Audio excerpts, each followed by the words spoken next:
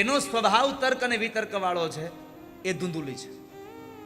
ધૂંધુલી એટલે કોઈ સ્ત્રી નથી, વિચાર બુદ્ધિ છે. આ જેની બુદ્ધિ સારો વિચાર ન કરે, સારા કામ ન કરે, એ ધૂંધુલી છે.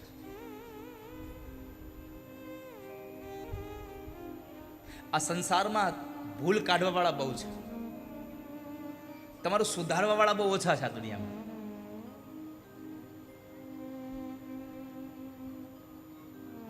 રસોઈયાથી મોહનથાળ બગડ્યો હોય, આખું ગામ એમ કહે મોહનથાળ બગડી ગયો, મોહનથાળ બગડ્યો. પણ કોઈ એમ કહે કે હવે આનું આમ કરો તો આ સુધરી જાય. એમ આવી સલાહ નહીં આપે કોઈ. બગાડવા વાળા બહુ છે, સુધારવા વાળા બહુ ઓછા છે. એક એક્ઝામ્પલ આપું. એક ચિત્રકાર હતો, એને ગુરુ પાસેથી ચિત્રની વિદ્યા શીખી, ચિત્રકામ શીખી લીધું, અને આબેહૂબ એક ચિત્ર બનાવ્યું. અને એને એમ થયું કે મેં પહેલું વહેલું આ ચિત્ર બનાવ્યું છે, આમાં મારી ભૂલ હશે, મને નહીં દેખાતી હોય. એટલે એણે ચિત્રને બરાબર એકદમ સરસ મજાના ફ્રેમિંગ સાથે મઢી અને એક ચોકમાં મૂક્યું, અને નીચે એક બીજું બાજુમાં બોર્ડ મૂક્યું કે મેં મારી જિંદગીમાં પહેલું વહેલું ચિત્ર બનાવ્યું છે. આ ચિત્રમાં જો તમે અહીંયાથી નીકળતા હોવ અને જોતા હોવ અને મારી કોઈ ભૂલ રહી ગઈ હોય તો તમે મને આ ભૂલ તમે મને બતાવજો, તો જેથી કરી અને હું એ ભૂલને સુધારી શકું. સવારે ચિત્ર મૂકીને ગયો, સાંજે આવ્યો ને ત્યાં આખા ચિત્રમાં ઠેક ઠેકાણે ચોકડા માર્યા હતા. તારી અહીંયા ભૂલ છે, તારી અહીંયા ભૂલ છે, તારી અહીંયા ભૂલ છે. માણસ દુઃખી થઈ ગયો, મારું ચિત્ર હાવ નકામું ગયું, આટલી બધી ભૂલો વાળું. પોતાના ગુરુજી પાસે આવી અને મંડ્યો રડવા કે હું હાવ ફેલ થયો, મારે ચિત્રકામ કરવું જ નથી, મારે મરી જવું છે, મને ચિત્ર આવડ્યું જ નહીં દોરતા.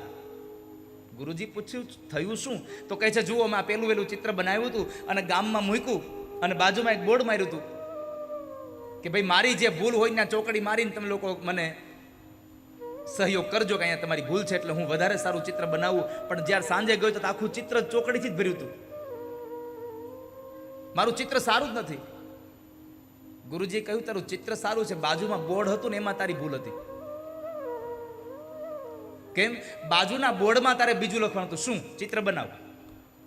ગુરુજીએ પોતાના શિષ્ય પાસે ચિત્ર બનાવડાવ્યું અને પછી કીધું હવે બીજું બોર્ડ લે, અને બીજા બોર્ડમાં લખ્યું કે મેં આ પહેલી વખત ચિત્ર બનાવ્યું છે, આમાં જો ક્યાંય પણ કોઈ રંગની તમને કમી લાગતી હોય તો બાજુમાં રંગ પડ્યા છે, થોડુંક સુધારી નાખજો, થોડોક રંગ ભરી દેજો. 1 દિવસ 2 દિવસ 3 દિવસ થયા, કોઈ પણ જાતના ચેકચાક વગર એમનું ચિત્ર હતું. કારણ આ દુનિયામાં બગાડવાનું સૌને આવડે છે, ભૂલ શોધતા સૌને આવડે છે, સુધારતા કોઈને આવડતું નથી. વાલા ભક્તજનો, સુધારવાનું કામ મોટું છે, બગાડતા તો બધાને આવડે છે.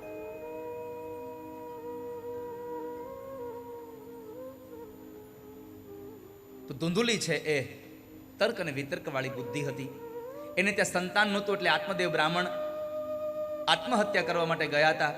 પણ ત્યાં એક સાધુનો સંગ થયો અને એ સાધુએ એને એક ફળ આપ્યું. સાધુએ સમજાવ્યું કે આ પુત્રની ઘેલમાં હવે તમે ન મૂકી દો બધું, આ પુત્રનો તમને મોહ જાગ્યો છે, એ છોડી દો. પણ છતાં આત્મદેવ માન્યા નહીં અને એને ફળ લીધું. એ ફળ લઈ અને એને ધૂંધુલીને આપ્યું, પણ ધૂંધુલીએ ફળ ખાધું નહીં. કારણ કે તર્ક અને વિતર્ક વાળી બુદ્ધિએ વિચાર્યું કે આ ફળ ખાઈશ તો હું ગર્ભવતી બનીશ, અને ગર્ભવતી થવાને લઈ અને મારે ક્યાંય અવાય નહીં, ક્યાંય જવાય નહીં, હરવા ફરવાનું બંધ થઈ જશે, ખાવા પીવાનું બંધ થઈ જશે. એટલે એણે ફળ ન ખાધું, ગાયને ફળ ખવડાવ્યું. અને એણે એની બેન સાથે એક વાત નક્કી કરી કે તારા પેટમાં બાળક છે એ મને આપી દેજે, હું તને પૈસા આપી દઈશ. પૈસાના બદલામાં બાળકને ખરીદી લીધું છે. સમય વ્યતીત થયો અને બેનના ઘરે જ્યારે દીકરાનો જન્મ થયો, એ બાળક જ્યારે એ બેન ધૂંધુલીને આપ્યું, ધૂંધુલીએ પોતાના પતિ આત્મદેવને કહ્યું કે આપણા ઘરે દીકરાનો જન્મ થયો. આત્મદેવ રાજી થયો, પણ એને ખબર નથી કે મને આત્મદેવને આણે છેતરો છે. આ કથા અધ્યાત્મ જગતમાં આ આપણો આત્મા એ પુરુષ છે, આ બુદ્ધિ એ સ્ત્રી છે. જ્યાં સુધી આત્મા રૂપી પુરુષને આ બુદ્ધિ રૂપી સ્ત્રી દ્વારા વિવેક નામના દીકરાનો જન્મ ન થાય ત્યાં સુધી આત્મા નામનો પુરુષ કોઈ દિવસ સુખી ન થાય.